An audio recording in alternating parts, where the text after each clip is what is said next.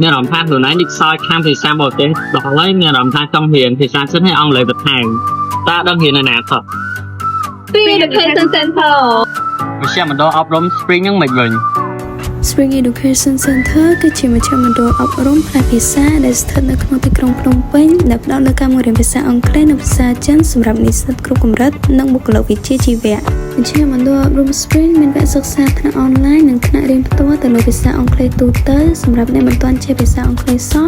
ឬចេះតិចតួចហើយចង់ពង្រឹងការនិយាយការសរសេរការអាននិងការស្ដាប់ល្អបំផុតសម្រាប់សិស្សវិទ្យាល័យនិងនិស្សិតសាកលវិទ្យាល័យព្រមទាំងមានវគ្គសិក្សាភាសាអង់គ្លេសផ្នែកពាណិជ្ជកម្មសម្រាប់សិស្សដែលមិនចប់វគ្គភាសាអង់គ្លេសទូទៅឬបុគ្គលិកសហគ្រាសតូចធំនិងម្ចាស់អាជីវកម្មដែលចង់ពង្រឹងសមត្ថភាពភាសាអង់គ្លេសសម្រាប់ការបំពេញកិច្ចការងារប្រចាំថ្ងៃផងដែរភាសាជាទីទៅទៀតសាលា Spring ក៏មានថ្នាក់រៀនផ្ទាល់និងថ្នាក់រៀនអនឡាញសម្រាប់ភាសាចិនទូទៅសម្រាប់អ្នកមិនទាន់ចេះភាសាចិនសោះឬចេះតិចតួចដើម្បីពង្រឹងការអានការសរសេរនិងការស្ដាប់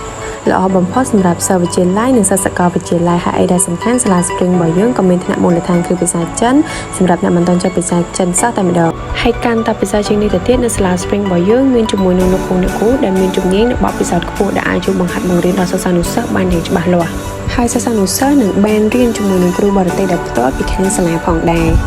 ហើយកាន់តែពិសេសនៅខាងសាលាក៏មានរៀបចំការប្រកួតប្រជែងសម្រាប់សិស្សដែលមានសមត្ថភាពដែលមានផ្ដល់ជាមួយនឹងរង្វាន់លើកទឹកចិត្តផងដែរហើយបន្ថែមពីនោះទៀតខាងសាលាក៏មានបំពាក់នូវឧបករណ៍ទំនើបដែលអ្នកទាំងអស់គ្នាអាចទៅរៀនដោយមានផាសុកភាពបើសិនជាអ្នកទាំងអស់គ្នាមានចំណាប់អារម្មណ៍អាចតាក់ទងទៅកាន់ Page Spring Education Center ឬក៏អាចមកដល់ទីតាំងដោយផ្ទាល់បានសាខាទី1នៅបឹងសាឡាងនិងសាខាទី2នៅខាងចតុមុខ